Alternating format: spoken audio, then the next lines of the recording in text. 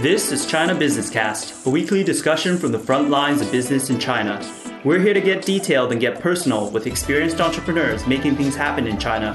If you want to learn from on-the-ground accounts of how business actually gets done, this is the program for you. Today's guest, Mike Bellamy, is a business owner, author, and a bona fide expert in China sourcing, with over a decade of experience doing business in China. Mike is the author of the book, The Essential Guide to China Sourcing, and founder of PassageMaker, a China sourcing and contract assembly firm with a staff of over 150 specialists. He is also the chairman of the advisory board at China Sourcing Information Center, a not-for-profit organization that exists to educate, develop, and advance the China sourcing profession. Very glad to have you on the show, Mike. It's my pleasure to be here on the show with you today. Great. So I have a very specific goal for today. My goal for today is to leverage your extensive China sourcing experience and give our audience a roadmap for sourcing in China.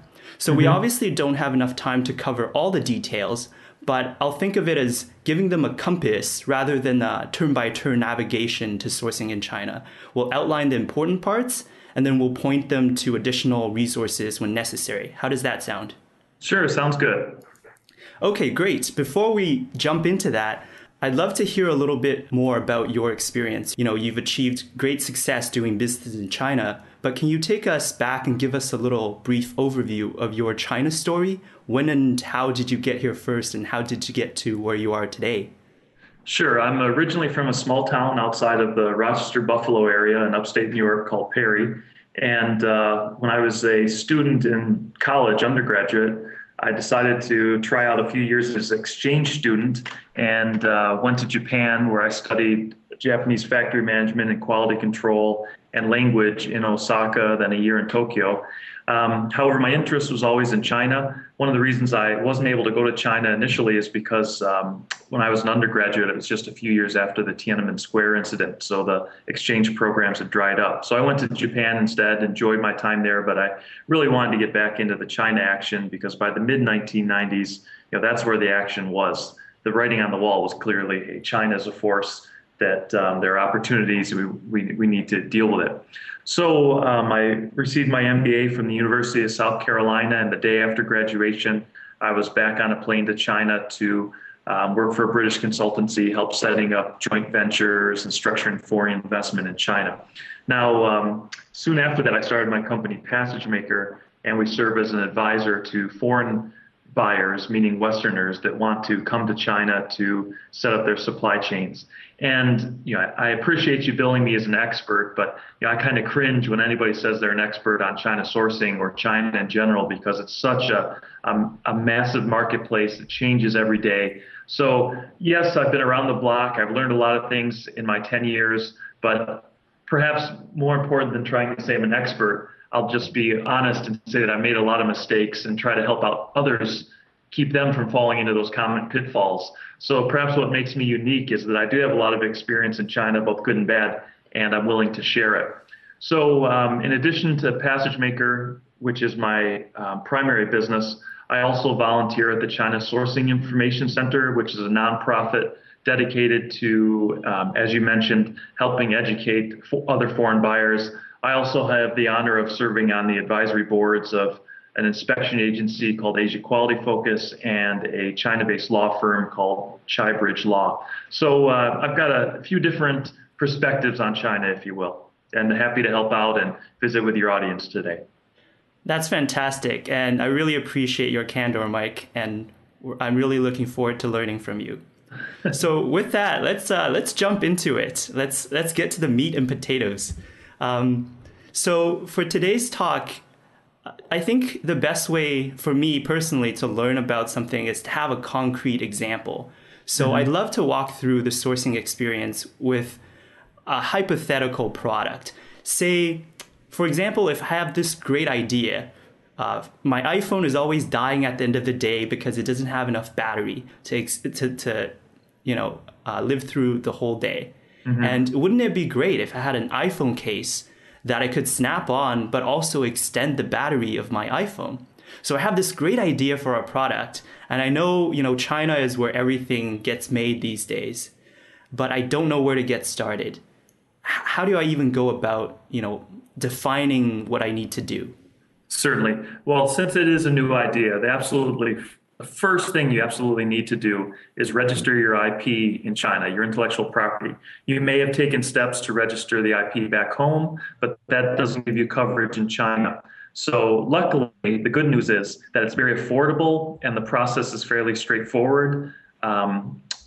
So register your intellectual property in China. Keep in mind that China is a first to register rather than first to market system, unlike many countries in the world. So it's whoever registers the idea first basically owns it. That means that if your supplier or your competitor or just some random person sees your idea and they go register it in Beijing first, you're going to have major problems because, as you said, everything is made in China. So imagine if you couldn't make a product here, let alone sell it here in China because someone else registered your IP. So long story short, first step is register your intellectual property. I'm not a lawyer, but I'd be happy to point your listeners in the direction to the law firms that I've used for IP and such. So first step, register your IP.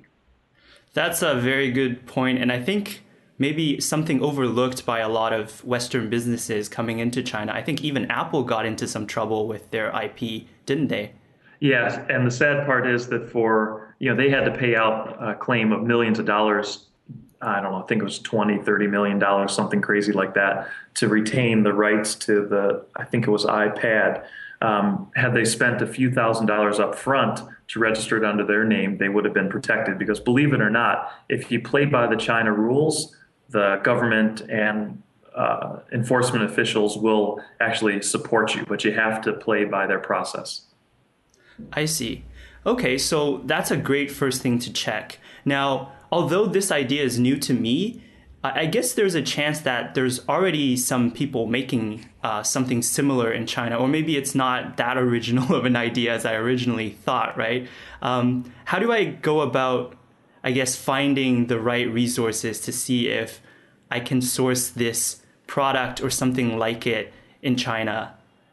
Okay, first let's take a step back. When we talked about registering your IP, usually the first step is to do a patent search. Luckily, it's very affordable in China, so a couple $100 you pay to an English-speaking Chinese lawyer, and they go out and make sure that it's available and no one else has your idea already. So let's assume that your idea is open. And now to answer your question, how do you go about finding a source in China? And I think before you take that step, you need to ask a couple questions. For example, what's the realistic order size? And is your product highly customized, just a slight tweak, or are you combining off-the-shelf technologies that are readily available into your finished product? Because the answer to those questions will determine the strategy that you should use. For example, everybody wants that China price, but they don't realize the difference between going China direct and China factory direct. Depending on your size and your customization, you might be better off purchasing components at retail or wholesale. If your size is very large, then of course going factory direct makes sense. So you need to evaluate your own situation, because different products, meaning different order size and customization, determine what the strategies would be. I see. Let's say I want to start off small, so with the minimal amount of investment required, and see sort of how it develops. Maybe once it gets some traction in the Western market, I can ramp it up and get more and more customized in terms of the product itself. So maybe let's talk about for the small order size or getting started stage, what would be how would I go about that? Sure. So regardless if your order size is large or small, you really have to define, is your product off the shelf? Are you tweaking the existing design, or is it totally customized for your unique process? And if unfortunately your order is small and you're highly customized, that's going to be very difficult to achieve in China. It certainly can be achieved. Talking sourcing China direct can be accomplished, but you have to realize that when you go with a new product, you have to explain to the suppliers what you're looking for. That means you need to have engineering specs in place.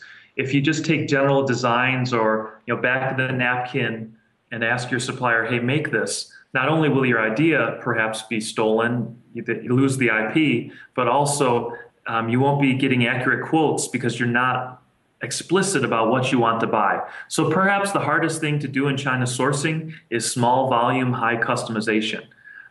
So a lot of entrepreneurs, rather than buy something that's off the shelf and has no innovation, or go the route of something that's highly customized, they perhaps will tweak existing technologies. So you can say that there are a lot of tweakers out there, and it's not easy, but it's easier than total customization.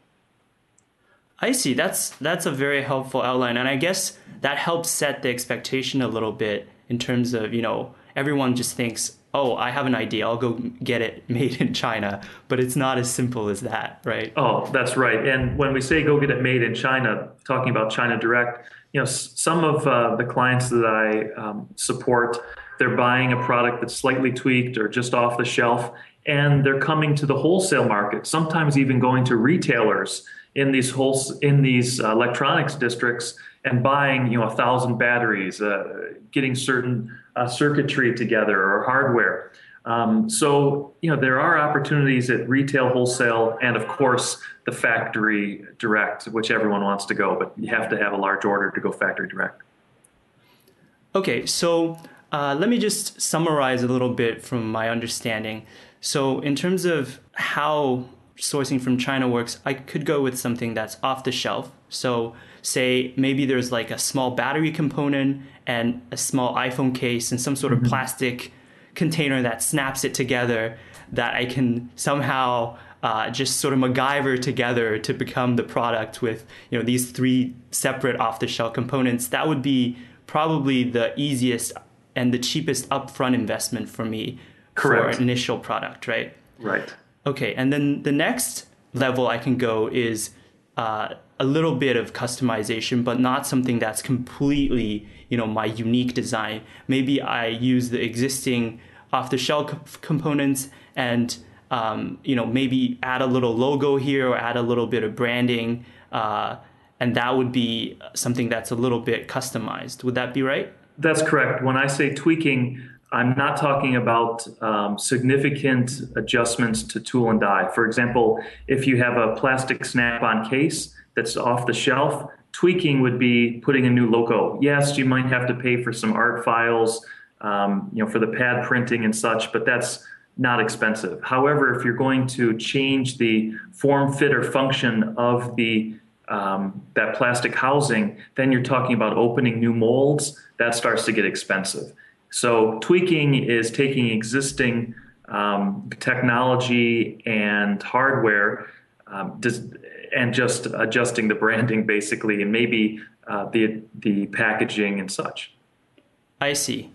And then for the final custom, the complete custom product, I would need to have a complete set of engineering specs and probably a fair amount of communication between the factory and myself and my engineers in order to make sure that the product is made up to spec and everything works properly. That's true. I would like to add that you need to have some level of engineering at any level, whether it's off the shelf, tweaking, or a complete custom. Anytime you rely on the supplier to give you what they think you want, there's an opportunity for mistakes to happen. So even if you're buying something simple off the shelf, your engineering might not be that intense, but it should at least define the product that you want to buy.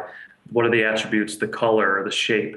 Once you get to tweaking, then maybe the engineering is more about brand specification and packaging, how the product is put together.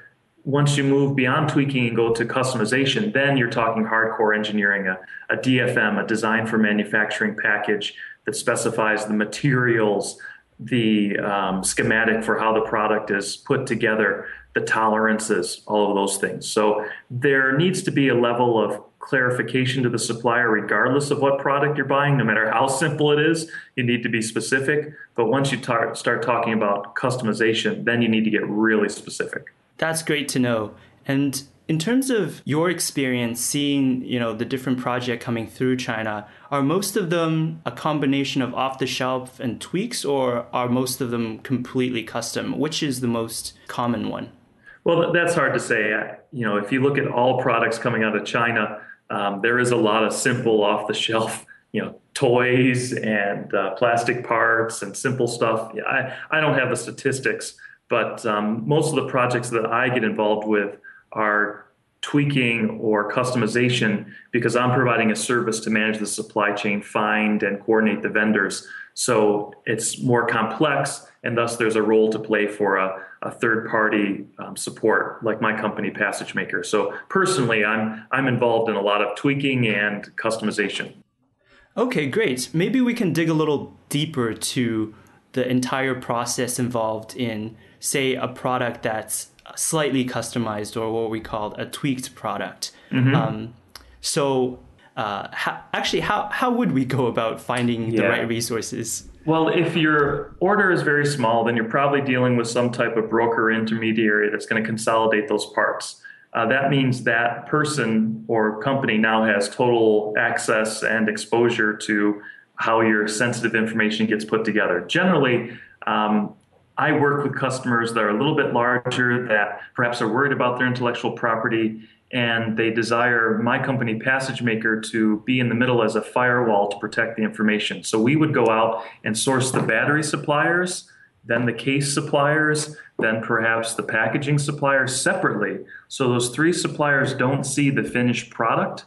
That way, it's a lot harder for them to knock it off or for any one person to see how everything comes together. So most of our projects, we're looking at multiple suppliers in China at a bill of material level, line by line. That also helps keep the cost down, because if you, for example, go to your case supplier and say, oh yeah, I need a battery as well, they're going to recommend a battery supplier that's a relative, that's a friend nearby, so it's close to them, and they're probably going to get a kickback along the way.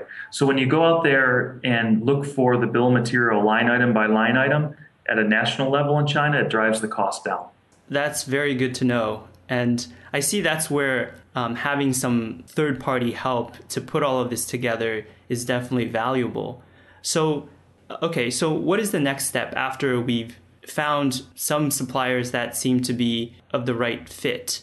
Well, first off, I'd like to thank you for pointing out that sometimes it does help to have an advisor or support. But my participation in this interview today isn't designed to promote my company or my services. And I'm happy to point out all the free resources that are available on websites like the China Sourcing Information Center.org, where people can DIY, they can do it themselves, sourcing in China. So I'm not here to say that everybody needs a hand in China. I hate those businesses that use scare tactics to say China is so mysterious, you'll never be able to source there. Don't believe it. You can't, if you're willing to do the homework, spend some time on the ground in China or find the right partners, you can certainly get things done in China. So I don't want this to turn into the typical scare tactic. I would prefer to give your listeners an inside view of how things get done. And with that, I think where the next question you were going with is, what happens next after you have your idea? How do you go out and find the right supplier? Would you like me to walk you through that process? That'd be great. Okay, so let's assume that you're looking for either a finished product or a component. You go to globalsources.com, great website. They rank their suppliers, they validate the suppliers. But if you type in something like iPad case or iPhone case, you're going to get hundreds of suppliers. So the problem nowadays, thanks to the internet, isn't how do you find a supplier, it's how do you find the right supplier for your particular requirements. So the first step is to be very specific about what you're looking for. For example, what is your dream supplier? Do they have 1,000 employees, can produce 100 units a second, an office in Hong Kong, able to invoice in US dollars, 10-year history? Or are you looking for a factory that perhaps is closer, a case factory that's nearby your battery factory so you can keep the logistics costs low? Or are you looking for a factory that had experience selling to your market in Jordan or Jamaica or Japan? Be very specific about what would your ideal supplier look like. And then after you've developed this attribute list of what makes your ideal supplier special, then you go online and you start comparing those attributes with the hundreds of suppliers that you just found on global sources, try to narrow it down to maybe the top 15. And at that point, you don't start talking price yet. You just maybe ask a few questions, visit their websites in detail, talk to their salespeople, and confirm that the factory actually meets your criteria for production, for example, size, experience, exportability, whatever your ideal candidate looks like. You're now comparing these suppliers. Notice that I said don't talk price, because as soon as you start getting quotes back, you will almost subconsciously try to convince yourself that that supplier with a low cost is the right fit for you. And that's almost never the case. So narrow it down to like 3 or 4 suppliers on the other attributes before you start talking about price. It's always better to focus on quality first, get down to a handful of suppliers, and then pick the one partner that has the best price quality ratio rather than just going price, price, price. That kills a lot of products, because suppliers, sometimes they underquote in order to get your business, and then you realize later that they didn't really have the capabilities you want. So don't be seduced by the siren song of low price. Go in there looking at the other attributes for your supplier, and then at the last phase, start talking about price. After you've found the list of potential suppliers that fit your criteria, is the next step to get a sample from these suppliers? Certainly, sampling is very important because it proves that they have the ability to make the product. So sometimes you'll ask for a sample and the supplier that you pre-qualified says, well, we need to open tooling for that, or we're not ready to ship, we haven't made it. Well, that's a red flag, because they told you, how can they quote something that they've never made before? So the sampling and supplier identification process go hand in hand. Sometimes if you're a small buyer just getting started, don't be upset when the supplier says, you know what, you need to pay us for these samples. If the samples are readily available, that's a good sign. And if the pricing is affordable, okay, you have to build that into your costs. What I like to say is, hey, supplier, you've never met me before, but I honestly plan to buy X amount of units, but I need sampling up front. If I paid the normal price for these samples for evaluation purposes, and if I place an order later, will you give me a discount on the full order? Usually they say yes. So that's one way of showing the supplier that you're a serious customer while still getting a discount later. And the China game has changed a lot. 10 years ago, you just get off the plane in China and everyone's jumping for your order. So free samples. Now, as a small buyer, and with China focusing its attention more on somewhat more on the domestic market, rather than 100% focused on the export market, as a buyer that doesn't have a famous brand, you actually have to prove to the suppliers that you're going to be a good customer to work with. So paying for samples and making the process easy for the supplier helps. They're bombarded with requests via online web directories where they find leads. So part of the sourcing process is to show the supplier that you're a legitimate partner for them. That's some great advice. So say we get the samples from the 3 different suppliers that we've pre-qualified. How do I evaluate which one is the right one? Well, at this point, then you start to balance off price, lead time, quality, of course. So it is okay to bring in price at this point. Once you get to the sampling phase, price does become a large decision-making factor. I see. So say we went through the evaluation and we found a supplier that we're quite happy with. Is the next step to place an upfront payment for the order? How does that work? Well, generally, before you pay any money, you want to make sure that that supplier, not only that the sample is decent, but that the factory itself is qualified to make what they say they can make. For example, I've had samples delivered to me that were purchased by another factory. I've also had samples of my own product sent back to me from the factory saying, yes, this is what we can make, under the impression that it was a sample from their production line.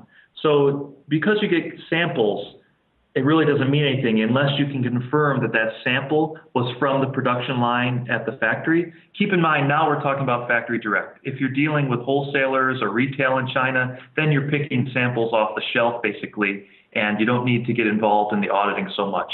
So at the wholesale and retail level, you or your representative are in China, they go to the wholesale market, they see, they look through a bunch of cases and they buy 100 of them on the spot market. But if you're dealing factory direct, then sampling must be confirmed to have taken place from the actual production line. And one way is to fly yourself over to China. But if you don't speak the language or have the time or expertise, the good news is you can hire third-party inspection agents and auditors who for a few $100 will go to the factory and do a professional audit to determine, is this supplier, do they have the legitimate ability to make the product I want? Do they have an ISO system for management and quality control? So when we talk about is the supplier legitimate or not, we're looking at two things. One, do they have the quality systems in place to produce the product that you want to buy repetitively over and over again, so that maybe they get it right this time, but they're going to get it right next time? Well, a quality audit will determine if they're legitimate or not. The other verification we need to perform is more traditional due diligence. Is this supplier in a financial position to be around in 3 months in order to finish my order? The last thing you want to do is get into bed with a supplier that's on the verge of bankruptcy, pay for a bunch of tooling, place an order, and then they go out of business with the deposit with your deposit in their pocket. Business is folded up. So spend a little bit of money, a couple $100 on auditing, a couple $100 on due diligence. At the end of this interview, I'd be happy to let you post online some of the service providers that I use for those verification services. So a key step is to make sure that everything that has been told to you by the supplier, sampling as well as pricing, quality, is the truth. So before you send any money for the real order, you need to verify everything. Okay, I see. And just to set the expectation, is it fairly common or, fairly frequent that you find something that doesn't match up? Unfortunately, yes. China's getting better and better, but it still can be tricky, especially if you're new and you don't know the questions to ask. There are a lot of brokers and intermediaries that say they're the factory, and what happens is they don't own the factory, so when there's a problem, they blame it on you, rather than actually working with the factory to determine what is the root cause, why did this product show up with the wrong specs. So if you're talking about wholesale and retail level, you come to China on a buying trip, if you will, okay, then this due diligence isn't nearly important. But if you're in a factory direct relationship, yeah, you have to verify everything because the cost of making a mistake is significant. Most projects die because the buyer didn't find the right partner in the first time.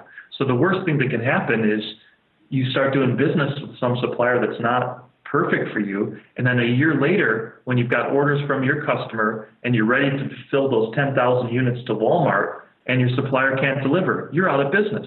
So it's so important to spend a little bit of money and time up front and find that right supplier from day one. It pays dividends.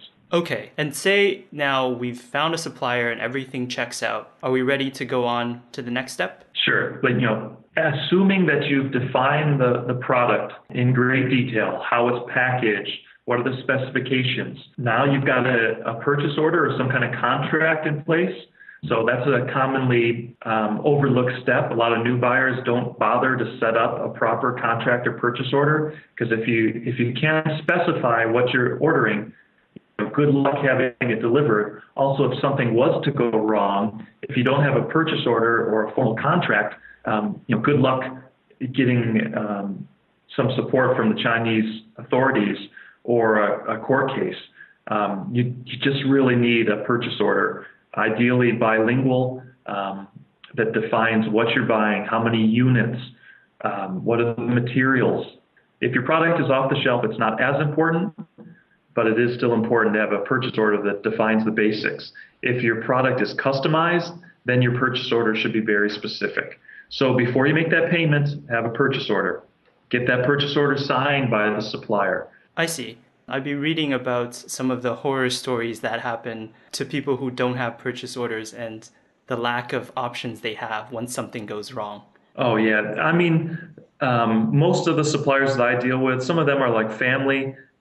Our children, our pen pals, we vacation together. So I'm not saying that Chinese suppliers are out to trick you, Most of the time when I get called in to do some review of what went wrong, it's often on the buy side. The buyer wasn't clear about their specifications. The buyer failed to tell the supplier what were the expected delivery terms. There was no contract that defined non-compete, non-disclosure. So, when China gets a black eye in the media for all the headaches involved in sourcing and quality issues, but a lot of times it's the buyer that's the root cause of the problem. So it is up to us as professional buyers to at least be clear about what we want to purchase. Yeah, and I kind of see the trend. I mean, even in this interview, I'm just pushing, what's the next step? What's the next step? When can I get to the part where I get the product? But really, there is a lot of upfront work and due diligence that needs to be done before you get the final product that is translated from a design to an actual physical product. If you're tweaking or doing customization, absolutely true. And even off the shelf, you at least have to be aware of these items and do a decent job of having contracts and auditing and such. Okay, so with the right factory and the right paperwork in place, what's the process for now getting that physical product produced? Well, usually things don't start in China until there's a payment made. Maybe if you're a large buyer, you get terms, meaning you'll pay the supplier after delivery. But for most of the medium-sized buyers that are in your audience today, they'll probably need to issue some type of upfront payment. The supplier is going to ask for 100%. Of course, everything is a negotiation. Usually, you can get 30% or perhaps 50% deposit, depending on how much leverage you have. So there needs to be some transfer of funds, but don't make those funds, I repeat, sent to your supplier until you've got a contract in place, a purchase order. So let's assume you have that PO in place, it protects you, then you make the transfer. Chinese suppliers generally don't use PayPal or credit cards, so we're talking about a bank transfer. Here's a little tip for your readers. If you haven't specifically asked your bank for a decent rate, they'll probably stick it to you and charge something like $50. I've seen up to $80 per transfer, regardless if you're sending $100 or $100,000. But if you go to your banker and say, look, I'm starting to do business with China, I need a corporate or a more preferential rate, you can get it as low as like $15 from the US to China. And if your supplier and the buyer are both using the same bank, I use HSBC all the time, then the transfer fees are even lower. So that's a little tip to keep the costs down when you're sending money. But basically, you're going to have to give a deposit, and then the remainder is due when it ships out. However, that doesn't protect you from quality mistakes. So you want to structure your supplier's payments with their performance, meaning you don't make that final payment until you or a trusted third party has visited the supplier to confirm that the product conforms with agreed specifications and standards. Someone is actually on the line looking at the product, pulling it out of boxes, saying, yes, this is good. Send the report to the customer. You look at it. Okay, this meets my standards. Ship it. If you don't have that quality gate, you're opening yourself up to a lot of potential exposure for problems. Because even if you have your payment structured so that maybe you pay the supplier after delivery, well, if the stuff's junk, who's going to cover the cost of air freight to replace it, or replacement parts or rework in the US?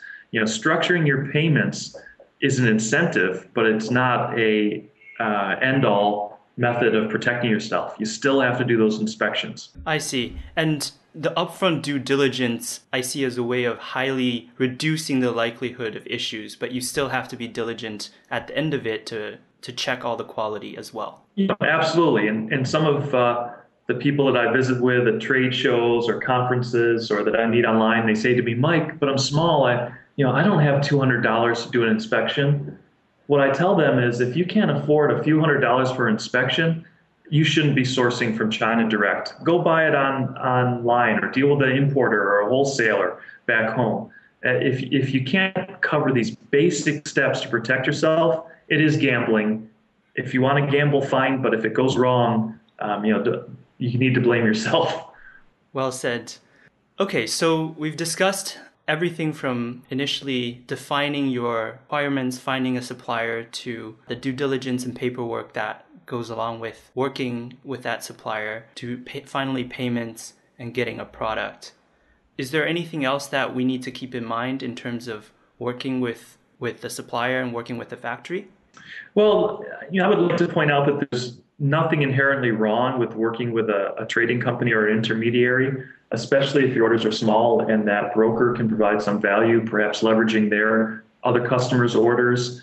But if you're looking, the way that I look at middlemen, there are good ones and bad ones. The good ones will provide real value. The bad ones are just trying to make a deal and then they build in a hidden margin for the life of your orders that you don't know about. So a good broker or middleman will let you know how much they're charging, where they're making money. Be careful of the double dip.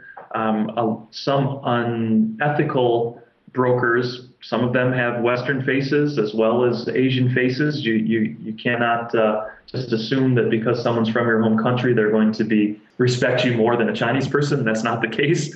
There's good and bad apples in all nationalities. So my point is that the tricky, unscrupulous broker will tell you that they have your best interests in mind, that they're only working for that percentage commission that you pay them, but behind the scenes, they might be getting a cut or a kickback from the supplier. So before you deal with any factories or brokers or intermediaries, everybody that you deal with, you need to do an element of due diligence. So, trust but verify. Whether you're dealing with a logistics company, a broker, or the actual factory, everybody needs to be checked out. The simple way is just ask for references.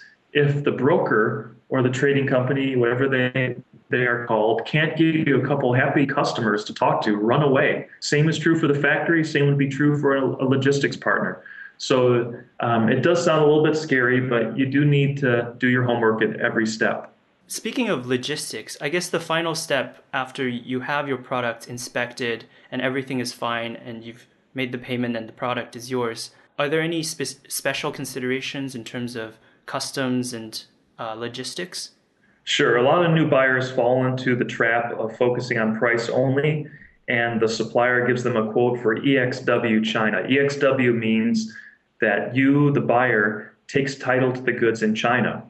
Because there are a lot of local taxes and local logistics fees, that price is going to be lower than a FOB price, which means freight on board, meaning the supplier is responsible to get the product on the boat at the harbor in China. So when you're thinking about logistics, you need to compare apples to apples and oranges to oranges. So make sure that your suppliers are quoting you at least FOB, freight on board at the China port, because if you're buying directly from their door, it gets very complex. Now you're responsible for processing the exportation. You would need to have special licensing. I've got it, but I've been in business for 10 years and I'm based in China. So I help customers that need to buy direct from the factory but don't have the import-export licensing. But for your typical listener out there, focus on FOB, stay away from EXW. But in terms of how do you manage the logistics, it's really not a question of do you manage the logistics or not. It's a question of who do you hire to manage the logistics for you. It's not realistic that you're going to organize the 20 different parties that are involved, from the shipper to the freight forwarder, the customs broker. There's so many parties involved. Generally, you're going to save a lot of time and money, especially if your orders are small to medium size, to just find one quality third-party logistics service provider, a 3PL, third-party logistics. And I wrote a white paper on it.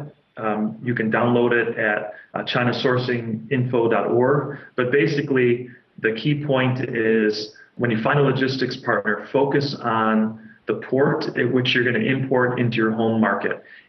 Let the supplier deal with getting the product on the boat and out of China, and just about anybody can organize the sea freight. That's the easy part. The hard part is getting the product into your country, making sure that there aren't any hiccups with customs clearance. So the best way to do that is to go down to your nearest port, or at least pick up the phone book or the internet and look for logistics companies, freight forwarders, they're sometimes called. 3PL is a catchy term. Look for those entities that are in your neighborhood that you can talk to in your own language, and ask them if they have experience importing similar products from China. There might be a logistics company that's imported similar products, but they specialize in Indonesia. You want a company that has experience importing that product into your port, into your destination market from China. Great. And with that, I think we've talked about everything from having an idea initially all the way to getting the finished product on the boat. Obviously, we've only scratched the surface and try to give a general layout of how things are done. And we'll link up to the great resources you mentioned during the episode as well.